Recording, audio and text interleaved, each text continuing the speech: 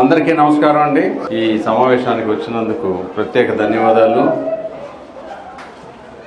చంద్రం గారు నాకు ఈ మధ్య కలిసినప్పుడు ఆయన కొన్ని డౌట్లు ఎక్స్ప్రెస్ చేశారు. భారతీయ జనతా పార్టీకి అసలు ఓటు ఎందుకు వేయాలి ఇక్కడ అంటే అనేక అపోహలు ఉన్నాయి. భారతీయ జనతా పార్టీ ఏం చేయలేదని, ఇప్పుడున్న అరాచక పాలనకి ప్రొటెక్ట్ చేశారని, అదే ఇలాంటివన్నీ ఉన్నాయి. నేను కొంతవరకు వారికి చెప్పడం జరిగింది. మీకు కూడా ఒక మాట చెప్పాలంటే, కేంద్ర ప్రభుత్వం 2014 నుంచి 19 వరకు చూస్తే భారతీయ జనతా పార్టీ ఆధ్వర్యంలో నరేంద్ర మోడీ గారు ప్రధానమంత్రిగా ఉన్నప్పుడు, నేను కూడా మంత్రిగా చేసినప్పుడు, స్వతంత్ర భారతదేశంలో ఏ ఒక్క కేంద్ర ప్రభుత్వము ఒక 5 సంవత్సరాల సమయంలో అంత చేయలేదు. ఆంధ్రప్రదేశ్ చేసినంత ఏ రాష్ట్రానికి చేయలే.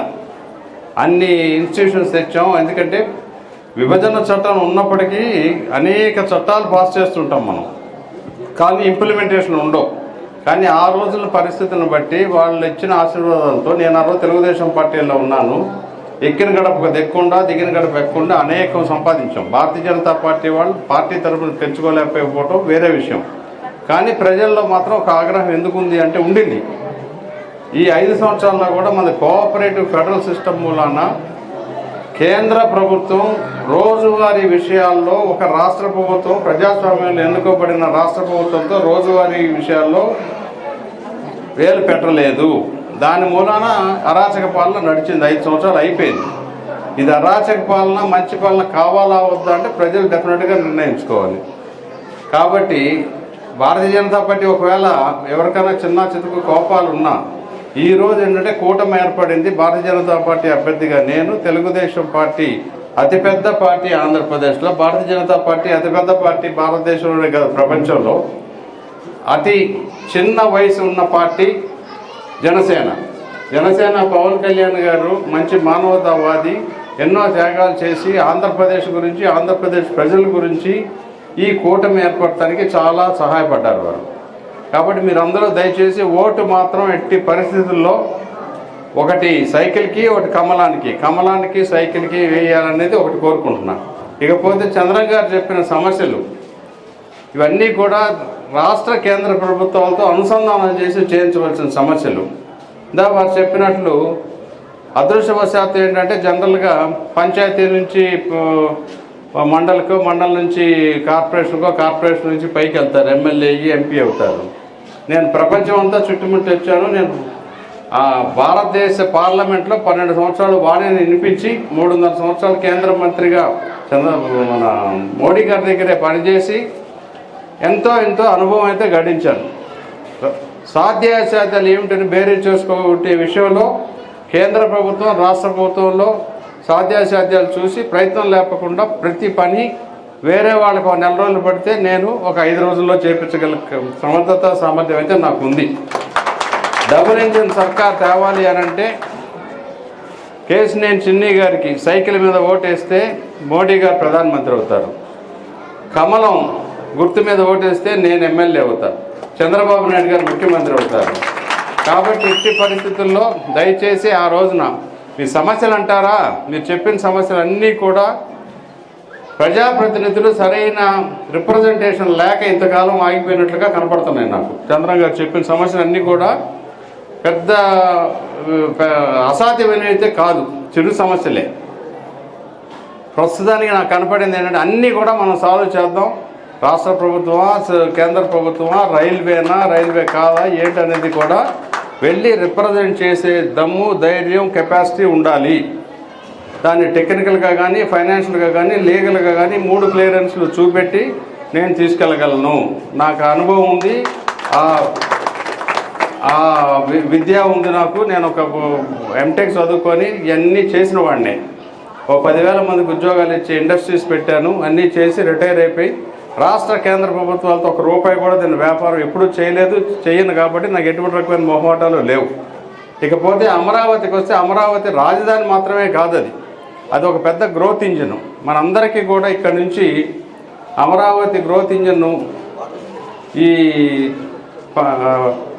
పనికిమాలిన ముఖ్యమంత్రి దాన్ని పాడు చేశాడు కానీ లేకపోతే ఉద్యోగాల కోసం హైదరాబాద్ కానీ బెంగళూరు కానీ మెడ్రాస్ కానీ వెళ్ళవలసిన అవసరం వచ్చేది కాదు. ఈరోజు అందరికీ బ్రహ్మాండమైన ఉద్యోగాలు వచ్చి ఎడ్యుకేషన్ కానీ రీసెర్చ్ కానీ యూనివర్సిటీస్ కానీ హాస్పిటల్స్ కానీ ఇవన్నీ బ్రహ్మాండంగా వచ్చాయి. రెండో విషయం ఏంటంటే మంగళగిరిలో ఎయిమ్స్ కేంద్ర ప్రభుత్వ ఆధ్వర్యంలోనే పెట్టాం. ఇప్పుడు ఆ ఎయిమ్స్ పరిస్థితి ఏంటంటే భారతదేశంలోకి నెంబర్ 1 ఎయిమ్స్ ఇది. ఆ ఎయిమ్స్కి వెళ్ళటానికి మీకు మోటివేట్ చేయాలి. ఇక్కడ అందరికీ అనుసంధానం చేసేవాళ్ళు కావాలి.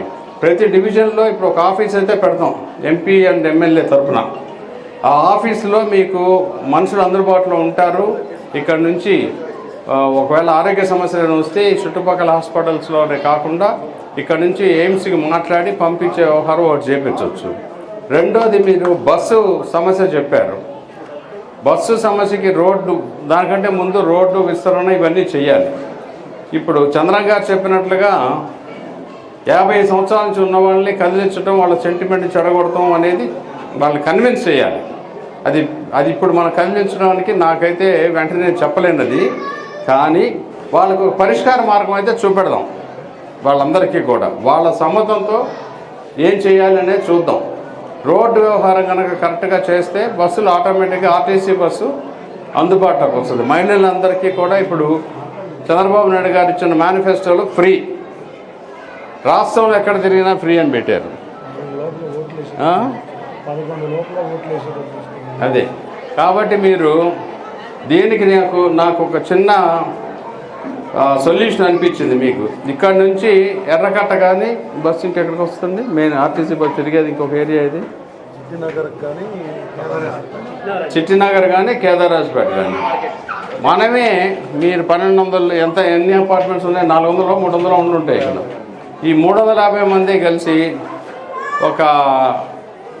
ఒక అసోసియేషన్ ఫామ్ చేసుకొని మీరు షటిల్ సర్వీస్ పెట్టుకుంటే ఇక్కడ నుంచి అక్కడికి ఒక ఎలక్ట్రిక్ బస్సా ట్రక్ చిన్న మినీ వ్యాన్ కావాలనుకుంటే ఆ వ్యాన్ని మీరందరూ మెయింటైన్ చేసుకుంటారంటే 50% డిస్కౌంట్, 50% మా ఫౌండేషన్ నుంచి ఇస్తారు. 50%తో మీరు వెంటనే ఒకటా రెండైనా పర్వాలా. ఎందుకంటే మీరందరూ అసోసియేషన్ తరఫున చేయవలసిందల్లా దాన్ని ఛార్జ్ చేయటం, డ్రైవర్లను పెట్టుకోవటం. ఇక్కడ నుంచి అక్కడి వరకు వెళ్ళిపోతే తర్వాత చిన్ని గారు నేను కలిసి ఆర్టీసీ వాళ్ళతో మాట్లాడి రోడ్లు పెంచేసేయడానికి టైం పట్టుద్ది. వెంటనే మీకు సదుపాయం ఏర్పడుద్ది. ఇలాంటివి చేయడానికి మాత్రం ముందుకు రాగలం. కాబట్టి మీరు కులం ప్రాతిపదిక మీద, మత ప్రాతిపదిక మీద నాయకుడు రావడం అనేది కరెక్ట్ కాదు ప్రజాస్వామ్యంలో. పశ్చిమ నియోజకవర్గంలో భారతదేశంలో ఉన్న అన్ని కులాలు, అన్ని మతాలు, అన్ని సంస్కృతులు, అన్ని సంస్కారం కలిగిన వాళ్ళు ఇక్కడ ఉన్నారు. కుల ప్రాతిపదిక మీద ఓట్లు అడగడానికి రాలేదు. సమర్థత సామర్థ్యం చేయగలం. మా నాయకులు నరేంద్ర మోడీ గారు, చంద్రబాబు నాయుడు గారు ఆధ్వర్యంలో చిన్ని గారు నేను ఇక్కడ మిమ్మల్ని ఓటు అడగడానికి వచ్చాం.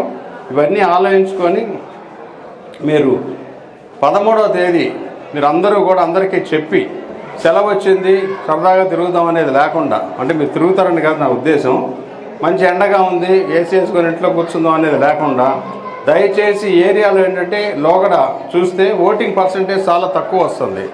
అది అంత తక్కువ వేసి రేపొద్దున మీరు అందరూ తిట్టుకునే వాళ్ళు ఉన్నారనుకోండి, నాయకులు ఏం చేయలేరు. ప్రజాస్వామ్యంలో 100% ఓటింగ్ వచ్చినప్పుడే ఓటర్కి హక్కు ఉంటుంది.